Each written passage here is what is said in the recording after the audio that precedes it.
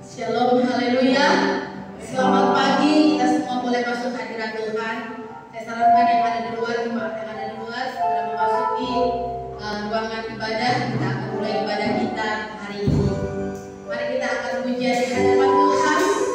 Biarlah ibadah kita pada hari ini adalah ibadah yang menyenangkan hati Tuhan.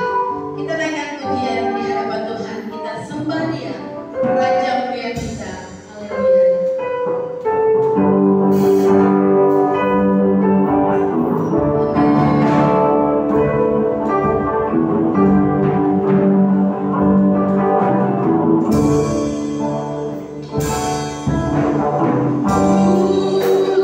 Yeah.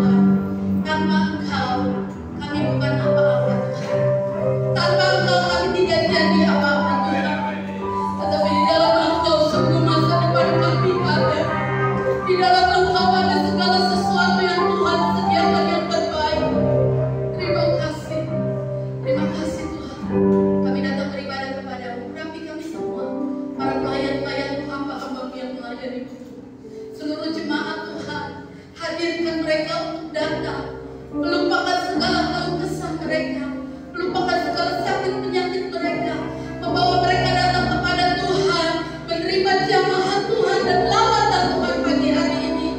Kuduskan Tuhan, kuduskan rumahmu ini Tuhan, menjadi rumah yang kudus dan berkenan di hadapan-Mu.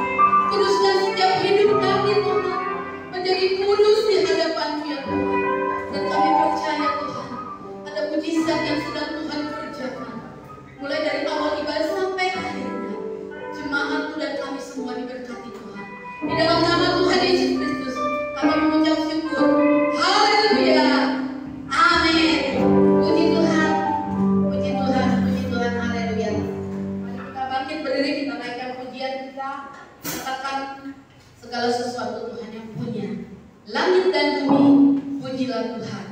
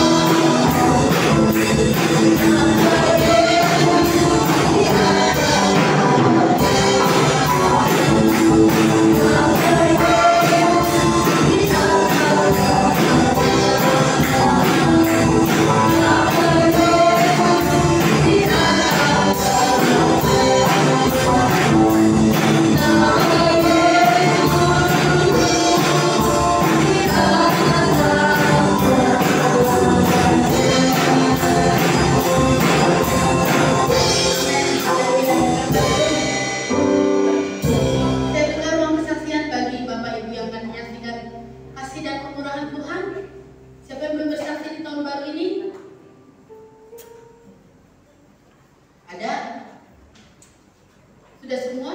Opung mana lu kayaknya belum ya? Opung mana lu ayo bersaksi? Maju ke depan. Jangan dadak. Saya nggak mau pergi kemana-mana. Gak usah didadakin. Ayo siapa lagi yang belum bersaksi? Saya undang. Om Hari. Om bersaksi Om. Iya. Ini wajib harus. Nggak boleh dadak ya. Saya nggak pergi kemana-mana.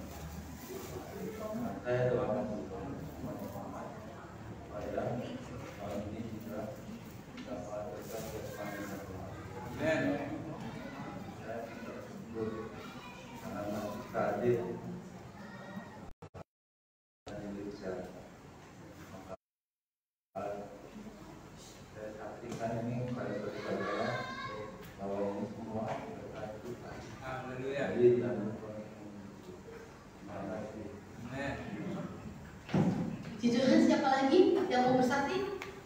Kalau tidak ada saya mengatakan. Puji nama Tuhan, kita boleh memasuki tahun baru.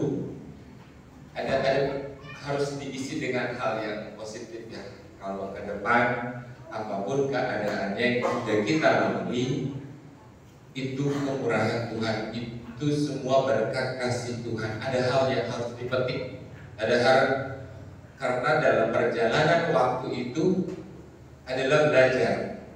Kita belajar menemukan berkat Tuhan, kita belajar menemukan kasih Tuhan, entah menggali kemurahan Tuhan. Itu kita semua waktu yang udah kita lewati gak akan kembali, tapi ada yang bisa diambil dari waktu. Kalau kita bisa review waktu ke waktu, bulan demi bulan, katakanlah tahun 2021, ada hal yang bisa dipetik. Semua itu berharga. Tapi kalau kita nggak bisa ambil petik yang masa lalu, yang waktu-waktu lalu, kita nggak akan pernah bisa maju di tahun 2022. Amin. Jadi mungkin ada sukacita, ada banyak duka cita. Semua itu seizin Tuhan. Amin. Tapi ada hal yang berharga yang harus kita petik dan harus kita kembangkan. Dan ini juga yang terjadi dalam keluarga kami. Lihat istri saya makin subur, makin ada banyak sukacita, ada banyak berkat. Ke depan juga ada banyak janji-janji Tuhan. Jangan lupa berharap. Amin. Ke depan, ke belakang kita belajar, ke depan kita berharap. Semua apa yang Tuhan izinkan baik adanya. Kalau kita nggak bisa belajar, kita nggak akan naik kelas. Ya, iya maksudnya. Jadi kadang apa namanya ya, yang kita lalui ya, karena saya pun bisa melewati karena belajar, gitu. Puji Tuhan sampai saat ini bukan karena kuat gagah kami, karena doa jemaat. Ini kerasa banget karena ada jemaat yang menopang perjalanan gereja ini juga karena jemaat, bukan karena kami. Nggak ada kekuatan kami, nggak ada, karena kemampuan Tuhan dan kesatuan hati jemaat. Ada banyak hal yang luar biasa kita bisa saksikan sendiri. Amin. Ke depan juga sama-sama saling topang, saling doa, saling care di WA group juga ya, saling care, saling perhatian, bantu kami doa untuk kami lebih dimampukan oleh Tuhan. Dari tambahkan. Kami keluarga Gembala Sidang mengucapkan selamat Natal dan Tahun Baru 2021. Kiranya berkat Tuhan melimpah atas kami. Kami tidak luput dari segala kesalahan, kelemahan, karena kami manusia biasa. Ya, mohon dimaafkan segala dosa, kesalahan, mungkin dari kata kami bertutur kata, dari kami bertingkah laku, dari kami bercanda, bersikap, ya. Mungkin jalan saya juga mungkin membuat Anda risih, ya. Maafkan kami, karena inilah yang Tuhan beri bagi kami untuk kami membuat jemaat di tempat ini lebih mengenal Tuhan. Amen. Teguran kami adalah teguran kasih sayang. Bentakan kami adalah bentakan kasih sayang, ya saudara. Karena kami ingin saudaraku di tahun 2022 ini kita mendapatkan masa depan yang indah. Saya bersaksi bahwa kebaikan Tuhan sungguh luar biasa bagi keluarga kami. Kami boleh dimampukan, kami boleh ditolong. Kalau sampai saat ini 2022 dari 2017 kami bolak-balik Harmonis Tangerang, tapi Tuhan mampukan kami, Tuhan kuatkan kami, dan Tuhanlah sponsor hidup kami. Saudara mungkin jangan kasih apa-apa sama Ci Elis sudah kaya, amin, puji Tuhan. Tetapi berkat kami mengalir, semua diberkati Tuhan. Orang yang memberi pasti diberkati Tuhan. Saudara bisa bilang jangan kasih apa-apa sama Ci Elis sudah kaya, wah kaya raya Ci Elis, dan aja lemaknya banyak. Tetapi Ci Elis boleh tahu semua berkat pemberian itu naik ke hadapan Tuhan. Apa yang kau persembahkan dihitung oleh Tuhan. Ya? Bukan untuk Yelis, bukan. Saudara boleh tutup tangan, Tuhan bisa buka pintu surga berkatnya melimpah buat saya. Saya tidak takut, saudaraku. Tuhan bela saya, Tuhan bela saya. Sampai saat ini bela Tuhan tidak pernah berhenti. Ketika kami benar di hadapan Tuhan, maka alam semesta mendukung kami. Ya, alam semesta, bukan saudara saja, alam semesta mendukung kami untuk kami melayani Tuhan. Artinya artinya PPKM boleh, apa-apa boleh. Pak Erwin pernah tidak ke Haulis satu aja, satu minggu aja untuk melayani Tuhan? Tidak. Tuhan, ya bayar harga apapun yang Tuhan tidak beri buat Tuhan. Sebab apa? Ketika engkau memberi buat Tuhan, berkat Tuhan limpahkan. Alam semesta mendukung Anda dan saya kasih Tuhan. Iya, saksi ada Bapak. Mari kita nyanyi satu pujian. Besar anugerah-Mu, karena kami semakin besar, saudara. Ku ada sebagaimana Ku ada.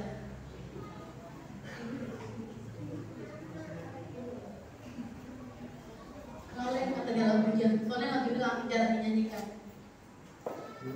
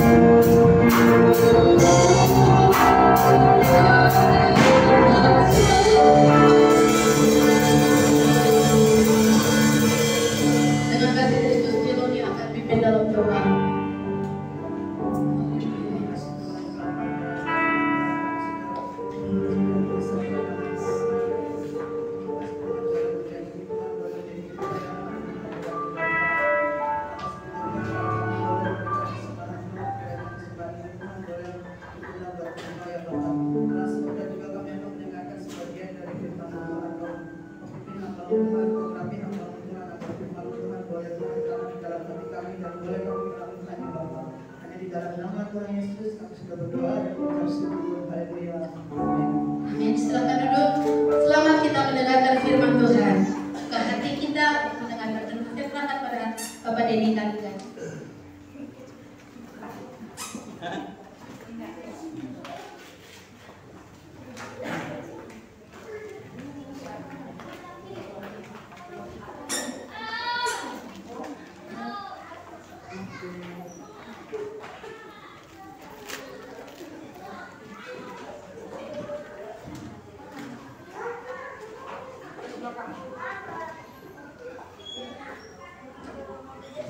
Haleluya. Amin.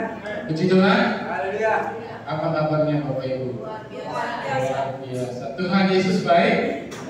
Yakin? Kitanya baik kan? Tuhan Yesus sangat baik dalam kehidupan kita. Tinggal kitanya mau tidak berbuat baik untuk Tuhan. Ya, melalui kehidupan kita harus menjadi berkat dan menjadi terang di dalam kehidupan kita. Langsung masuk dalam kebenaran firman Tuhan. Sudah siap buka hati? Seperti lagu tadi, konsentrasi. Mungkin di awal masih konsentrasi, atau di tengah, atau di akhir kebenaran firman Tuhan. Yang penting kita konsentrasi dengan kebenaran firman Tuhan itu. Karena kalau kita belajar, namanya orang belajar itu konsentrasi, tidak terpecah belah. Pikirannya di sini, badannya di sini. Bukan badannya di sini, pikirannya di luar. Nah, itu nggak akan ketemu nanti.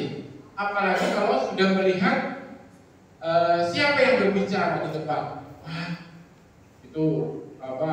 Denny nambah gendut aja. Pokoknya yang nggak baik-baik sama Denny itu diingat. Nah, itu nggak akan membuat kita menjadi konsentrasi akan firman Tuhan.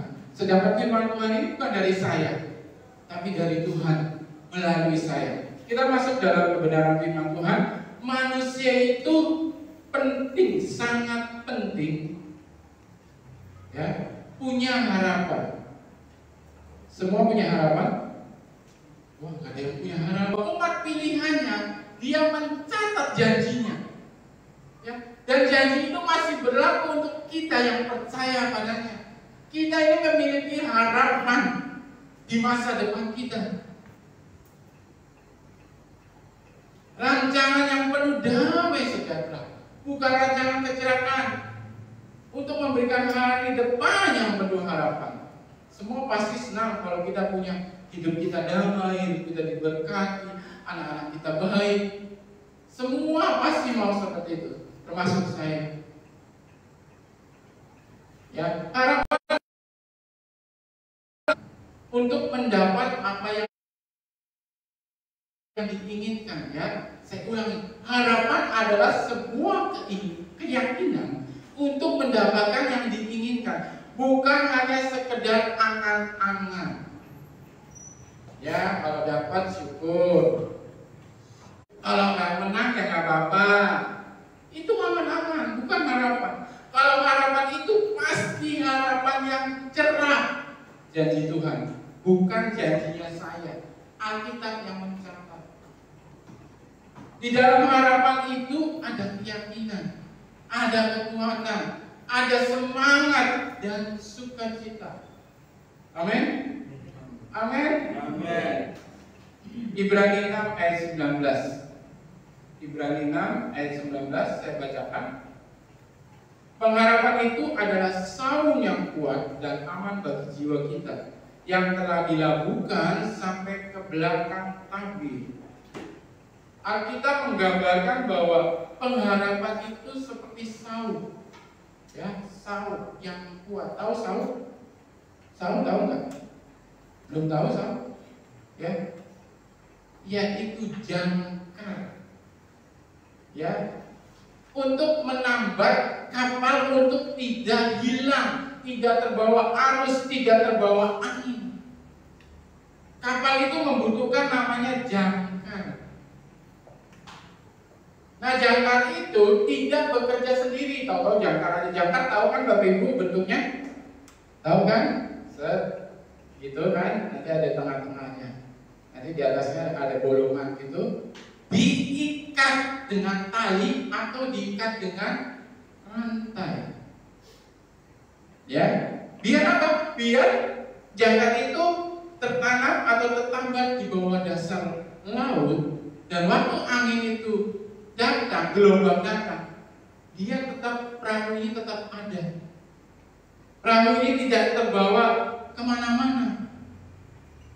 Ini diibaratkan atau diilustrasikan oleh saya adalah hubungan iman dan pengharapan. Kalau pengharapan itu jangkar dan tali atau rantainya apa? Iman kita. Dan kapalnya adalah kehidupan kita. Mengerti sampai sini? Pengharapan adalah diibaratkan seperti jangkar, dan iman kita adalah rantainya. Dan kehidupan kita ini adalah kapal. Ya, kapal yang bisa berlayar kemanapun kita bawa. Kita yang menakodai, kita mau kemana terserah kita. Itu kapal kehidupan kita. Tanpa iman maka pengharapan kita juga sia-sia. Seperti jangkar, tidak ada rantainya, tidak berfungsi dengan baik, bahkan kapalnya akan hilang ke bawah ombak. Ibrani 11 ayat 1. Jangan marah ya dia. Mereka bukan mereka berdua ya, yang pegang LCD lah. Marah sama saya, bukan marah sih. Yang paling banyak ayat tuh Om Denny. Biar jelas ya Bapak Ibu, ya. Iman adalah dasar dari segala sesuatu yang kita harapkan dan bukti dari segala sesuatu yang kita tidak lihat. Dasar iman adalah dasar dari segala sesuatu yang kita harapkan. Sudah sering dibaca, sudah sering dilihat, sudah ditetapkan dalam hati kita, sudah dipraktekkan dalam hati kehidupan kita. Bapak Ibu yang bisa jawab.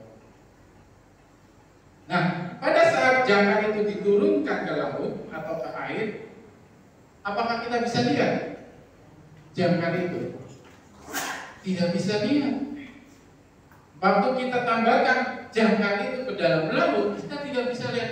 Kita hanya bisa lihat rantainya. Kita hanya bisa lihat talinya yang mengulur ke bawah.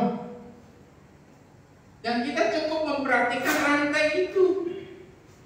Rantai itu turun ke bawah enggak, maksimal enggak, berfungsi dengan baik enggak, sampai jangkar itu benar-benar menambah atau kecantol di bawah dasar laut.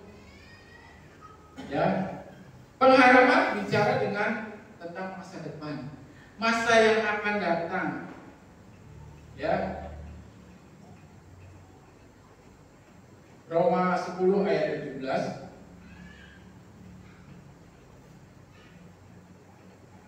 Masa depan yang belum kita lihat, yang belum kita tahu masa depan kita apa, ya. Mengatakan iman timbul dari pendengaran oleh kebenaran firman Tuhan, dan iman menghidupkan harapan, ya, kita akan janji-janji Tuhan. Jadi iman timbul dari pendengaran oleh firman Kristus. Firman Kristus, Bapak Ibu baca firman, Bapak Ibu datang ke gereja, berkonsentrasi waktu mendengarkan firman Tuhan, ya, mengambil hati untuk sungguh-sungguh apa yang Tuhan mau bicara pada minggu ini buat saya. Ya, kembali saya kepada kapal. Semakin besar kapal yang kita miliki, harusnya semakin besar jangkar yang kita miliki dan rantai yang kita butuhkan. Ya, semakin besar kehidupan orang, semakin tinggi kedudukan orang, semakin sukses orang itu, akan semakin besar pula harusnya iman dan harapannya. Bukan malah semakin terhanyut oleh dunia ini. Maka bukan akan semakin enak akan dunia ini. Karena kita sudah diberi kenyamanan, kesuksesan di dalam hidup kita. Kita mulai melupakan tujuan utama kita kepada Tuhan. Ya,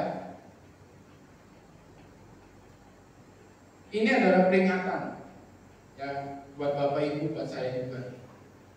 Dikala nanti kita diberikan kesempatan untuk sukses, atau mungkin sekarang sudah ada yang sukses, mungkin sekarang sudah ada yang kaya, mungkin sekarang sudah ada yang bahagia, sukacita, semuanya mungkin sudah diberikan. Ini firman Tuhan memperingatkan kita supaya kita tidak jauh dari tujuan awal kita sama Tuhan. Ya, jangkar dibikin khusus untuk bisa menyangkut di batu atau dasar laut. Sekarang yang lebih penting, jangkar itu mau ditaruh di mana, ditambahkan kemana, dicantolkan kemana? Kepada manusia, kepada harta, kekayaan, kedudukan, atau hikmat pengetahuan. Itu pilihan Bapak Ibu. Tapi semuanya itu sementara.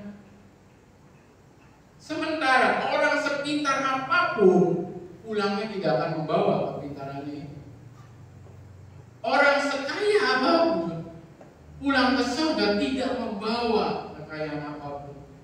Itu hanya sementara. Nah, kalau kita kaya, kita pulang ke surga mending. Tetapi kalau kita kaya, pulangnya nggak tahu kemana. Karena kita terbawa oleh arus dunia ini, terbawa oleh kekayaan hidup kita. Kita tidak mempunyai tujuan awal. Tujuan awal kita sama Tuhan apa? Yang Tuhan mau dalam hidup kita apa? Supaya kita tahu tujuan kita dengan Tuhan, dekatkan diri kita sama Tuhan. Bukan dari hamba-hamba Tuhan yang mendekatkan, ayo Bapak Ibu dekat sama Tuhan, bukan. Tapi dari pribadi masing-masing, ya. Keselamatan itu masing-masing Bapak Ibu. Kita sudah diberikan keselamatan dan kita yang akan terus memelihara keselamatan itu. Tapi kita juga dituntut untuk bisa membawa keluarga kita untuk selamat, untuk bisa membawa saudara kita untuk selamat. Dengan bagaimana caranya kita melakukannya. Amin.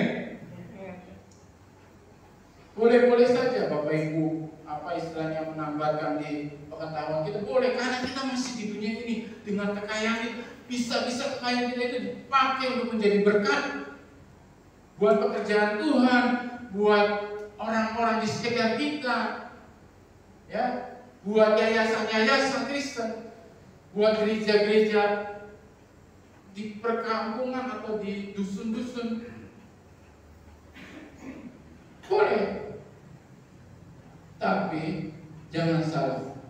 Saya akan bacakan kebenaran firman Tuhan, tapi ini hanya nggak ada di situ karena saya membacanya di terjemahan bahasa Indonesia sehari-hari. Ibrani 6, boleh dibuka aja perbedaannya biar bisa tahu. Ibrani 6 ayat 19 sampai 20. Ibrani 6 ayat 19 sampai 20. Harapan kita itu seperti jangkar yang tertanam sangat dalam dan merupakan pegangan yang kuat dan aman bagi hidup kita. Harapan itu menembus gorden ruang maha suci di rumah Tuhan di surga. Yesus sudah merintis jalan ke tempat itu untuk kita. Sudah masuk ke sana menjadi imam agung kita untuk selama-lamanya seperti imam Melkisedek. Ya. Ini hampir-hampir sama, cuma kalau kata-kata bahasa Indonesia lebih dipahami. Ya, harapan itu seperti jangkar, jadi kita harus pegang kuat itu harapan. Karena harapan itu menembus gordennya sorga yang Tuhan sudah buka, yang sudah Tuhan Yesus lebih dahulu membuka jalan untuk kita supaya kita dapat masuk ke sana. Tuhan tuh mau ciptaannya tuh ikut Dia di sorga, memenuhi rumah-rumah yang sudah Dia sediakan. Harapan yang sangat kuat dan aman adalah kita tambahkan kepada Yesus Kristus. Amin. Bukan kepada orang lain, apalagi kepada manusia. Kecewa. Betul? Kecewa pasti. Karena itu hanya sementara. Tapi dengan Yesus, ya, dengan Yesus itu akan selama-lamanya. 1 Timotius 1 ayat 1. 1 Timotius 1 ayat 1. Dari Paulus, Rasul Kristus Yesus, menurut perintah Allah, Juru Selamat kita, dan Kristus Yesus dasar pengharapan kita. Siapa dasar pengharapan kita? Yesus Kristus. Pengharapan kita waktu di dunia ini Yesus Kristus. Dan itu bukan cuma di dunia, dan itu akan berkelanjutan untuk kehidupan kita yang kekal. Ya, Yesus itu tidak pernah berubah. Dia tetap sama saat ini, sekarang ini, sampai selama-lamanya. Jadi jangan kita, harapan kita sampai salah dalam menaruh. Ya, harapan kita di dalam dunia ini hanya sementara, tapi harapan yang di dalam Yesus itu sama kehidupan kekal. Ya.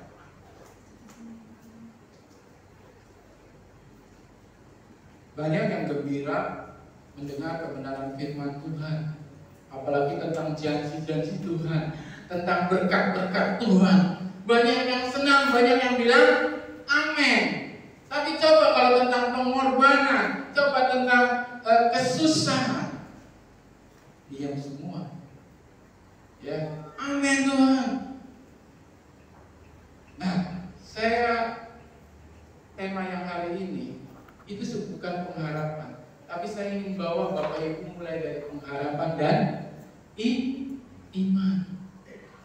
Nah, di masa kita dalam menurunkan jangka dan melihat rantai iman kita, di situ ada namanya masa penantian, atau yang disebut namanya ruang tunggu. Ya, semua nggak ada yang sedang menunggu, benar Cilon? Benar. Semua 99% manusia tidak suka menunggu. Nah, waktu kita menurunkan pengharapan itu dan kita hanya melihat iman, menguatkan iman kita, di antara itu ada namanya masa penantian. Dan dalam masa penantian itu banyak yang tak kuat. Ada peperangan di dalam hidup kita menanti janji Tuhan. Ya.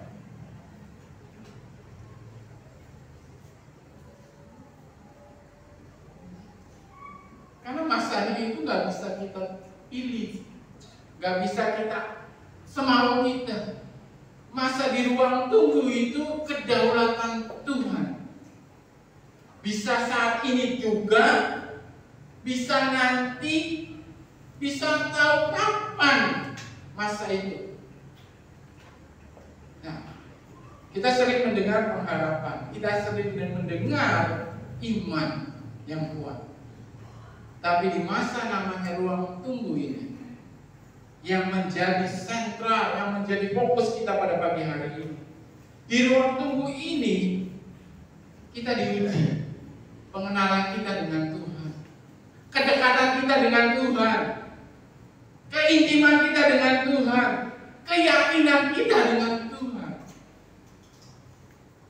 Ya, seringkali hamba-hamba Tuhan, pendeta berkhotbah, ayo Bapak Ibu baca firman Tuhan, ayo Bapak Ibu berdoa, ayo Bapak Ibu beribadah, membangun hubungan dengan Tuhan. Jangan sibuk dengan urusan saja. 24 jam Tuhan sudah kasih waktu kita. Adakah berapa waktu untuk Tuhan? Hubungan kita dengan Tuhan. Buka ruang sendiri untuk Tuhan. Saya sudah diberkati kok deh.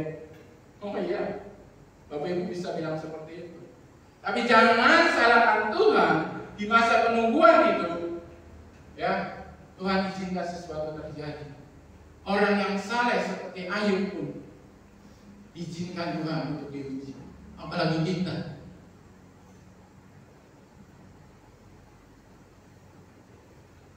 Hosea 4 ayat 6. Hosea 4 ayat 6. Umatku binasa karena tidak mengenal Allah. Karena engkaulah yang menolak pengenalanku itu, maka aku menolak engkau menjadi imamku. Dan karena engkau merupakan pengajaran Allahmu, maka aku juga akan melupakan anak-anakmu. Gak enak Bapak Ibu. Ayat ini ditulis sangat tidak enak. Ya, karena semua hubungan didasari oleh kepercayaan. Hubungan suami istri didasari oleh kepercayaan. Benar nggak? Apa bohong sama bohong? Pak Yanto suka bohongin Bu Sutina? Apa Bu Sutina yang suka bohongin Pak Yanto? Enggak kan ya? Percaya. Memang sih ada kalanya kita harus disimpan. Buat apa? Buat masa depan. Ya? Bohong tapi beneran ya? Beneran bohong ketahuan ya?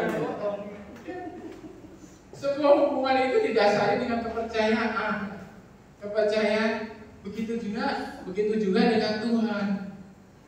Ya, kalau hubungan kita dengan Tuhan ya sangat intim, sangat baik. Saya percaya Bapak Ibu kuat di ruang tunggu. Ya, kemarin saya mendengar kesaksian seorang ibu. Aduh, Den, kapan? Sabar tante. Semua ada masanya. Semua ada waktunya. Kasih waktu buat Tuhan. Hubungan tante dengan Tuhan terus jangan bosan-bosan, jangan jemu-jemu. Pasti ada waktunya yang tante lihat sesuatu yang indah yang tidak dipikirkan, bahkan di dalam perasaan, di dalam hati itu akan berubah. Tapi syaratnya hubungan kita, pengenalan kita dengan Tuhan. Jangan sampai mempertanyakan Tuhan. Oh Tuhan, saya nggak diberkati.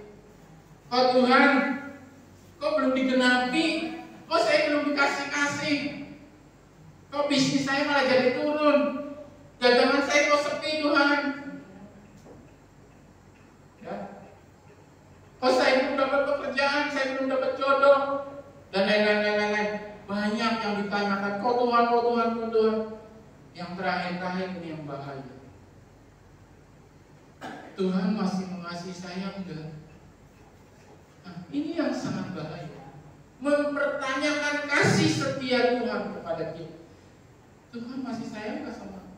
Tuhan itu tidak usah mengucap I love you, I miss you, saya sayang padamu. Umat juga perlu. Kita bangun dengan nafas kita, itu adalah satu bukti kasih setia Tuhan dalam kehidupan kita. Saya ada gejala asma. 2 tahun lalu saya kumat. 2 tahun. 1 tahun kemarin kumat 2 kali. Cici saya yang lihat. Nafas itu kalau dipersenkan mungkin udah 30%, 40%. Cici saya dikasih balsam, dikasih apa, udah minum segala macam. Dari mulai jam 12 tek malam sampai jam 5 pagi saya nggak tidur. Saya bernapas. Gak tahu saya keluar ruangan, saya ke dapur, saya ke ruang tamu, saya ke gereja sampai berdoa waktu enak nyanyi. Nafas lega, selesai nyanyinya datang lagi. Itu nggak enak Bapak Ibu, benar nggak enak. Nggak bisa bernafas itu nggak enak, sangat nggak enak. Itu kita diberi nafas itu suatu kasih setia Tuhan dalam kehidupan. Itu hanya istilahnya buat kita mungkin sepele, tapi kalau kita beli oksigen waktu pandemi, ya saya ngantar Ibu Loni beli papanya beli oksigen, jadi 1 tabung itu 400.000. Sewa tabungnya itu yang bikin mengkerut 1 juta lebih. Coba kalau dihitung seperti itu kasih setia Tuhan. Kita 30 detik aja suruh bayar oksigen. Berapa tahun coba? Nah, di ruang tunggu ini yang kadang kita menyalahkan Tuhan. Kenapa? Karena antara jangkar dengan rantai iman dan pengharapan itu, iman kita kadang ini dicoba oleh iblis. Kita tidak kuat dan menyalahkan Tuhan. Ini ilustrasi atau cerita yang sama yang saya ambil dalam firman Tuhan saat ini. Contoh dalam Alkitab ya. Matius 21 Matius 5 ayat 21. Matius 5 ayat 21, saya percepat. Saya bacakan. Nah, saya minta Doni aja dong. Kita tolong bacakan dong. Boleh ya, 21 sampai 24 dong. Matius 5 ayat 21. Kamu telah mendengar yang difirmankan kepada nenek moyang kita, jangan membunuh. Siapa yang membunuh harus dihukum. Ayat 22, tetapi aku berkata kepadamu. Matius 21. Bentar. Saya salah ini kayaknya. Markus, ampuni saya itu. Markus 5 ayat 21. Markus 5 ayat 21. Sesudah Yesus menyeberang lagi dengan perahu, orang banyak berbondong-bondong datang lalu mengurumuni dia, sedang ia berada di tepi danau. Datanglah seorang kepala rumah ibadat yang bernama Yairus. Ketika ia melihat Yesus, tersungkurlah ia di depan kakinya dan memohon dengan sangat kepadanya, anakku perempuan yang sakit hampir mati, datanglah kiranya dan letakkanlah tanganmu di atasnya, supaya ia selamat dan tetap hidup. Lalu pergilah Yesus dengan orang itu. Orang banyak berbondong-bondong mengikuti dia dan berdesak-desak di dekatnya. Amin, terima kasih. Yesus setuju. Lalu pergilah Yesus dengan orang itu. Yesus setuju ke rumah Yairus untuk menyembuhkan anaknya yang sakit. Ya, ini di sini iman dan pengharapan Yairus timbul. Semangat dia sampai membayangkan anaknya yang sakit itu sembuh. Selama perjalanan Yairus sudah istilahnya, Tuhan, udah sukacita luar biasa, anak saya sembuh, karena dia sudah dengan yakin. Pengharapannya, imannya dia tambahkan kepada Yesus, bahwa Yesus ada yang bisa menyembuhkan anaknya. Tapi ya, saat dalam masa perjalanan ada seorang wanita ya, yang kendaraan selama 12 tahun yang menghambat perjalanan Yairus bersama Yesus. Ya, kenapa? Karena wanita ini juga punya iman yang sama dengan Yesus. Hanya memegang jubah Yesus, saya bisa sembuh.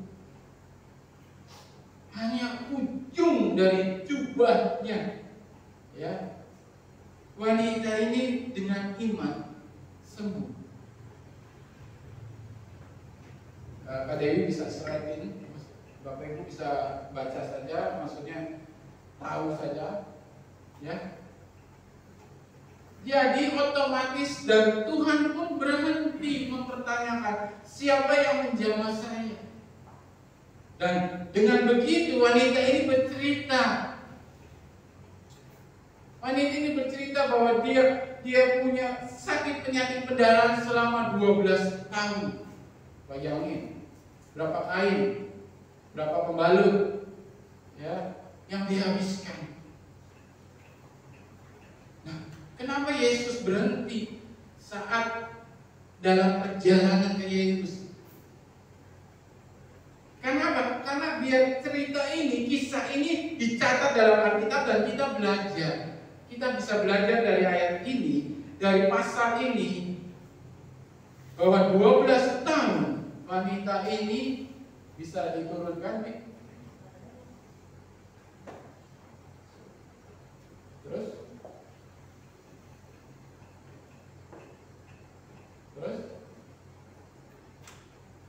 ya. Oh, ini udah lewat ya. Tadi kayaknya selama 12 tahun wanita ini menambahkan pengharapannya, imannya kepada tabib-tabib. Dan saat 12 tahun sudah lewat, dia mendengar tentang Yesus, bahwa Yesus bisa menyembuhkan, Yesus bisa mengobati, Yesus bisa mengusir setan, orang-orang yang kerasukan. Habis hartanya wanita ini selama 12 tahun untuk bayar dokter. Ya, yang tadi saya bilang, kalau Bapak Ibu menambahkan jangkarmu, pengharapanmu kemana? Ke harta dunia. Memang ada orang kaya yang meninggalnya kayak ditunda.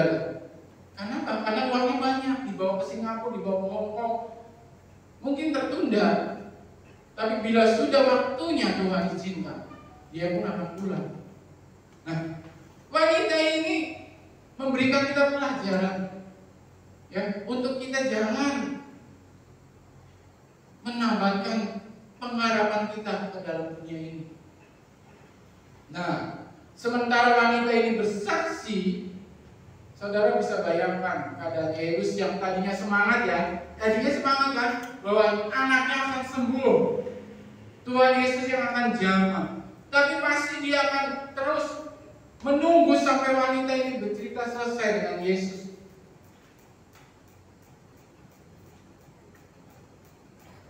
Rasanya sudah bergejolak. Ya, di ayat pertama ditulis anaknya hampir mati. Orang namanya hampir mati langsung cepat-cepat dibawa ICU, kan, benar? Nah, sekarang sudah ada pertolongannya, tetapi tersendat. Gimana rasa? Kita bayangkan perasaan Yairus itu. Saat di awal iman dan harapannya timbul karena Yesus mau menjamah anaknya, sedangkan di tengah jalan, ya, ada orang yang menyusul bahwa anaknya sudah mati. Nah, di ruang tunggu itu Yairus masuk dalam ruang tunggu. Dia menanti orang yang bersaksi karena karena kesaksian itu dia menunggu. Bayangkan aja orang yang sudah ayo, ini disuruh tunggu, suruh stop. Hidup ini bukan hanya perasaan, tapi harus dengan pengharapan dan iman. Kalau pengharapan kita kuat dan iman kita kuat seperti Yairus, dan dia akan tetap menunggu. Lalu Yesus hanya mengajak 4 orang, lanjut. Lalu Yesus tidak memperbolehkan seorang pun ikut serta kecuali Petrus, Yakobus, Yohanes, saudara Yakobus. Meninggalkan semua rombongan agar tetap menjaga imannya Yesus, yang tetap percaya kepada Yesus. Ada kalanya waktu iman kita turun, kita memisahkan diri di rombongan, di kehidupan sehari-hari kita. Carilah orang-orang yang menurut Bapak Ibu yang benar-benar bisa Bapak Ibu ajak cerita untuk menguatkan iman. Bukan kita cari orang-orang yang sama-sama lemah, karena kita akan kuat akan semakin lemah. Bapak Ibu punya masalah, Bapak Ibu punya persoalan, Bapak Ibu punya sakit penyakit, ceritalah kepada Bapak Ibu gembala atau hamba-hamba Tuhan yang memang kompeten atau memang yang harus Bapak Ibu ceritakan tentang ciptaannya. Dia akan terus mengakui, oh itu saya yang buat, nah, oh itu saya yang membentuk, saya yang menciptakan. Dia akan memelihara, dia akan bahkan menambah-nambahkan apa yang kurang. Nah,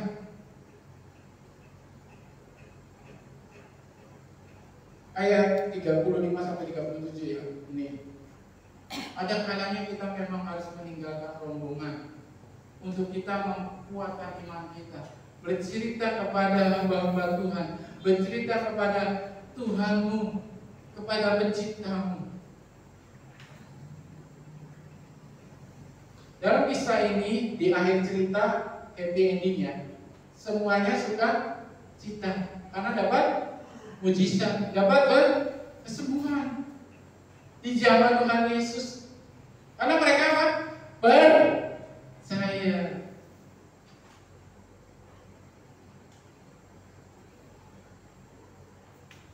Yaitu sangat jelas-jelas menaruh harapannya kepada Yesus dan mengalami ujian iman dengan waktu. Perempuan pendarahan 12 tahun. Yesus selama dalam ruang tunggu perjalanan ke rumahnya. Ada yang lebih hebat lagi dalam menunggu janji Tuhan, dalam menunggu mujizat Tuhan. Abraham. Ya, Abraham harus menunggu 25 tahun untuk menepati janjinya. Ya, bahkan Musa untuk menjadi pemimpin bangsa Israel, dia harus 40 tahun mengembara di padang gurun. Sudah siapkah kita di ruang tunggu? Sudah siapkah kita menunggu janji Tuhan? Ya, kalau kapal kita sudah besar, kuatkanlah imanmu, kuatkanlah pengharapanmu, agar kapal itu tetap pada tujuan awal kita kepada Tuhan. Berawal dari harapan yang diikat dengan iman, ditambahkan kepada Yesus dengan mendengarkan kebenaran firman Tuhan. Masuk dalam ruang tunggu dengan sabar, maka kita akan menepati janji Tuhan digenapi. Amin. Puji Tuhan, saya undang pemain musik. Kita akan masuk dalam ujian penyembahan kita. Saya undang pemain singkat untuk membantu saya.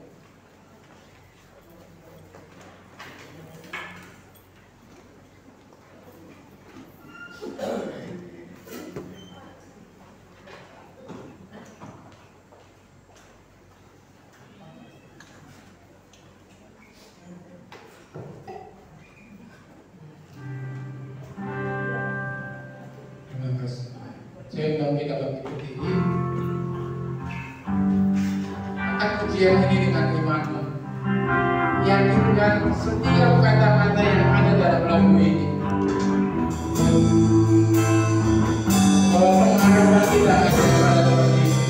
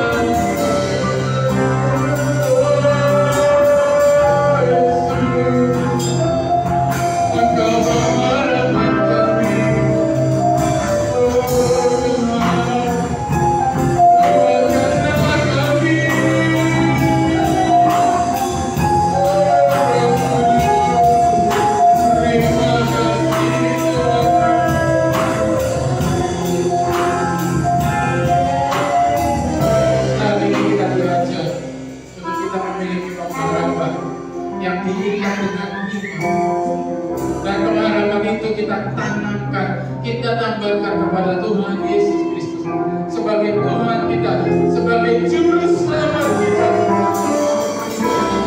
Jangan kau menyia-nyiakan waktu bersama dengan Tuhan, karena Tuhan sangat ingin kita dekat. Tuhan ingin kita berkomunikasi.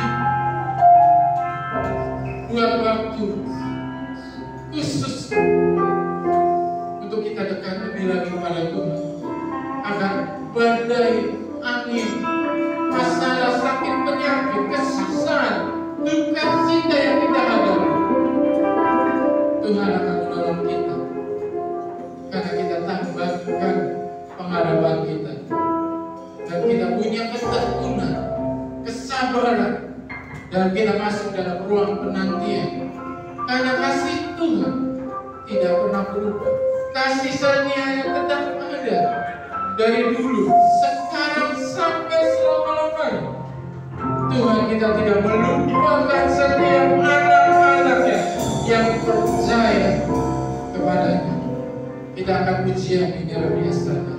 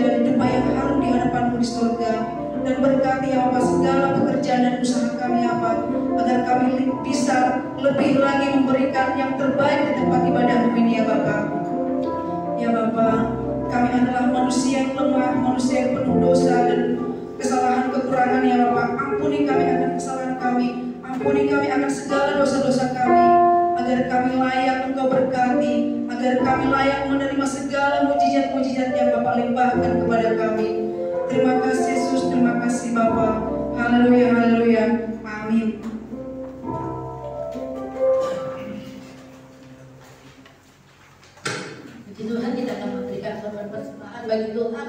Kita naikkan pujian di hadapan Tuhan. Tuhan. Langit dan bumi pujilah Tuhan, sebab Dia ciptakan semuanya, korban persembahan dijalankan, persiapkan semuanya dengan baik.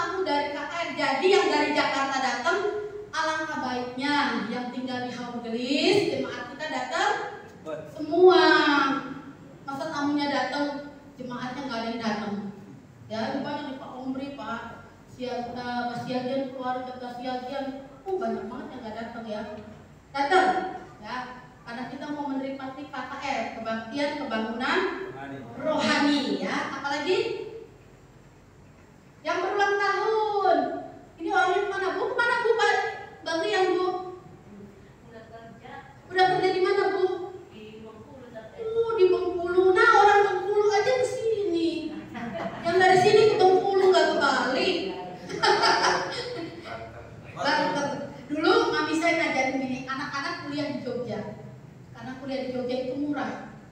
Nanti kerjanya di Jakarta, gajinya besar. Itu cuan namanya ya, cuan. Itu orang dagang begitu. Lihat si Anipar, 26 Januari biar Tuhan tolong dia di Bengkulu, Tuhan berikan dia kesuksesan, berikan kesehatan, umur yang panjang, rezeki yang melimpah, jadi tulang punggung keluarga yang diberkati Tuhan. Lain kali kalau anaknya pergi kasih tahu Bu sama pastori, kita nggak bisa nyamoni duit, kita bisa nyamoni doa, ya, jangan strong boy gitu kan. Nah, lagi siapa lagi? Oh ya, kita doakan bangsa Indonesia, Kota Indramayu, Gelis, vaksinasi anak-anak, vaksinasi ketiga untuk orang dewasa, jemaat yang sakit. Adek Juan, anaknya Ibu Alif, Bapak Serianto sakit demam ya. Hari ini tidak bisa hadir. Kita doakan untuk seluruh pengerja-pengerja pelayan-pelayan Tuhan di sini, Bapak Ibu Gembala dan keluarga pastori. Saudaraku, saya minta tolong. Oh iya, ini dia. Tolong semua menjadi anggota dari kartu dana iuran dana Lazarus ya. Setorkan 10.000 sebulan per anggota keluarga dan tanda tangani oleh Anda dan bendahara Ibu Loni ya. Jadi semua tercatat, tabungan ke Ibu Sutina. Silakan Pak Mideni, ada Bapak Polisi. Terima kasih Pak.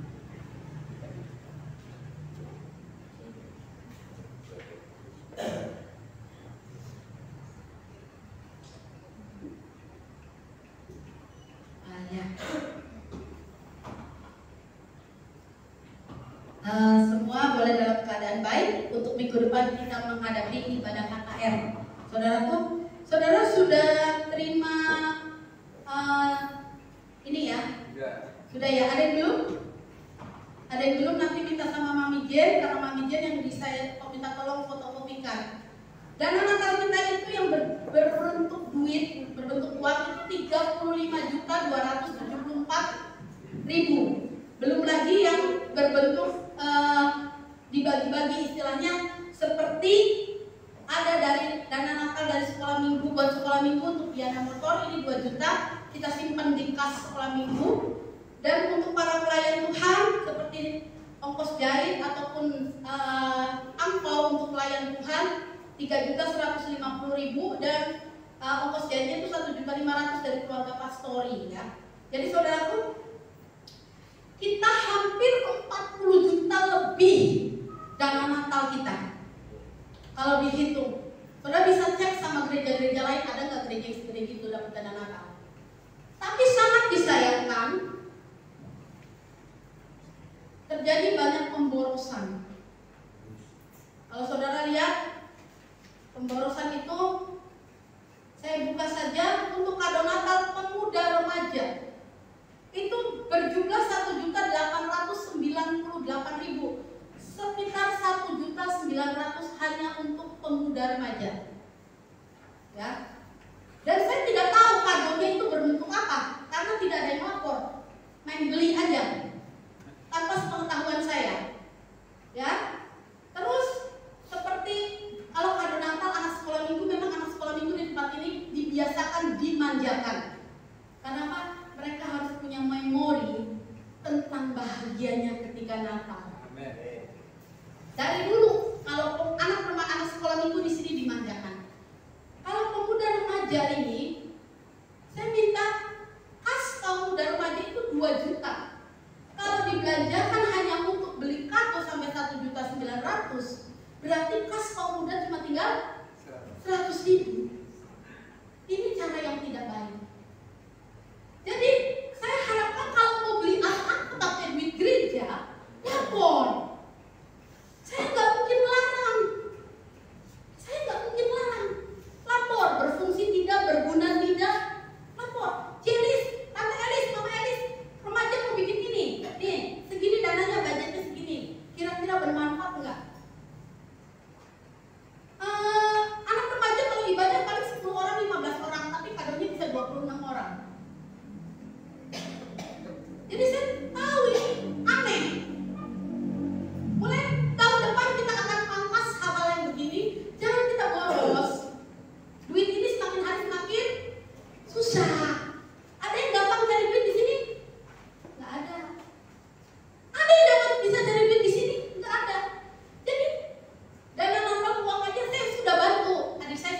Link, alangkah baiknya dana Natalmu untuk ongkos jahit. Ya, nurut. Dan kalau mau beli buah apa jangan ambil kas Natal. Nurut, suami saya nurut. Beli jeruk, beli suring, beli bikin lukisan, bikin kotak nasi tanpa ambil uang kas Natal dari Bapak Gembala Piur. Enggak ambil uang kas Natal. Dia tidak bilang sama panitia Natal, dia tidak lapor kepada saya karena dia pakai duit sendiri. Keluarga si aja mau beli bikin baju, bahannya dia mau konsultasi sama saya, bahannya beli apa, dia berapa meter, karena dia pakai duit sendiri.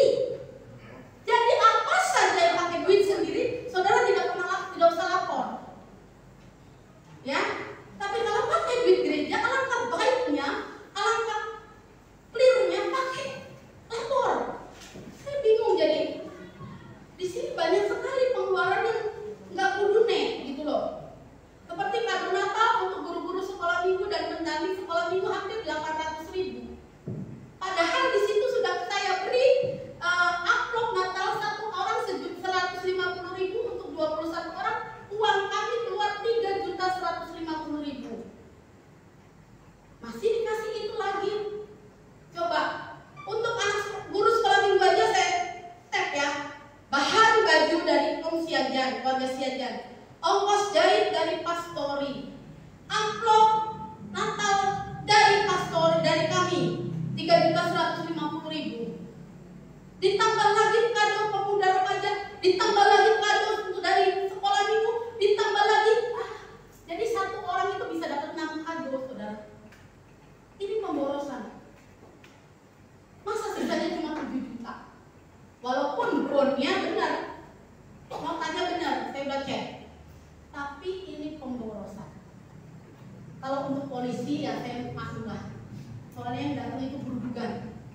Bisa 10 orang, bisa 7 orang, bisa 8 orang. Kali 50.000 aja udah banyak ya. Untuk polisi itu jaga 4 kali event 5, 25, 31 sampai 2 itu sampai jatuh 1.850.000. Hampir 2 juta untuk polisi aja. Jadi saudara itu tolong pikir saya karena dananya banyak ini kita bisa jalan-jalan atau bisa apa? Ternyata tidak bisa 7 juta. Kami harus tanggung untuk biaya sertifikat rumah Tuhan di tempat ini 30 juta. Jadi saya nggak tahu dapat duit dari mana. Kan ini lagi proses berjalan. Notaris bilang 5 bulan jadi cicil. Berarti dalam waktu 5 bulan saya harus mengumpulkan 30 juta. Uang penjualan dari kita bukan sertifikat atas nama saya, atas nama gereja. Ayo, gimana? Jadi tolong pemborosan yang tidak usah dikeluarkan, tolong jangan dikeluarkan. Ya. Seperti ada tamu KKR, saya tidak pernah membebankan saudara untuk kasih angpau buat pendeta, kasih apa buat pendeta, kasih makan buat pendeta, nggak pernah. Ya, jadi saudaraku tolong banget, please, jangan buang-buang uang dengan hal-hal yang tidak perlu. Kalau makan non konsumsi itu memang harus. Sekali-kali kita ada event harus memang ada makanan. Kalau tidak ada makanan, ya kasihan juga ya. Tetap ada harus makanan itu. Sudah? Mengerti? Ya. Jadi yang belum punya ini nanti minta sama Mami Jen, karena saya minta tolong sama Mami Jen untuk diperbanyak lagi. Ya. Jadi semua yang memakai uang gereja harap lapor. Tidak pakai sembarangan, karena ini bukan Anda. Kalau begitu enak, saya nyumbang 1 juta aja cuci tangan, terserah, kurang lebih terserah. Gitu. Ya. Sorry ya saudara, saya bukan mungkin saya besar menyumbang, tidak. Tapi ini untuk ketertiban administrasi gereja. Saya gembala di sini, saya bertanggung jawab penuh untuk keuangan gereja ini. Ya, walaupun saya tidak pakai uang gereja ini. Mengerti? Amen. Ya, harap. Warning. Saya jadi bingung, cuma 7 juta sisanya ini. Ya, dari 40 juta sekian. Tolong ya. Gemes. Ayo mari kita bangkit berdiri, kita akhiri ibadah kita pada saat ini. Kita naikkan puji. pujian selalu untuk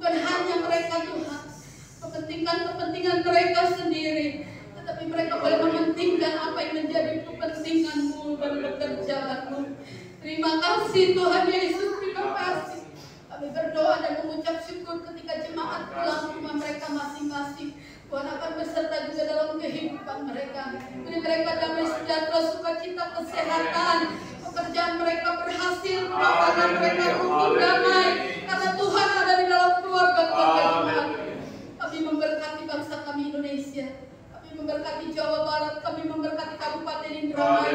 Kami memberkati Haur Gelis di mana kami tinggal. di mana kami bekerja ya Bapak. Terima kasih Bapak, Engkau juga memberkati Tuhan. Vaksinasi yang sedang digalakkan untuk anak-anak sekolah, vaksinasi ketiga untuk orang dewasa, Tuhan, semuanya boleh mendatangkan kesehatan, kesembuhan. Kami doakan Tuhan, berikan kesehatan bagi Indonesia, Tuhan, lepaskan kami dari COVID Tuhan, sehingga kami boleh bebas beribadah kepada Tuhan. Terima kasih Tuhan, berkati pelayan-pelayan dari musik, PL, singer, songwriter Tuhan, maupun Tuhan pembawa firman Tuhan, pendoa syafaat, penjalan kolekta Asia Tuhan, yang membereskan gereja ini, semua anak pemuda remaja yang berkecimpung di dalam semuanya Bapak. Engkau tolong ya Bapak, kuatkan kami di dalam melayani Tuhan, berikan kami satu hati, satu jiwa, satu roh di dalam Engkau. Ketika kami melayani Tuhan, mujizat itu akan terjadi.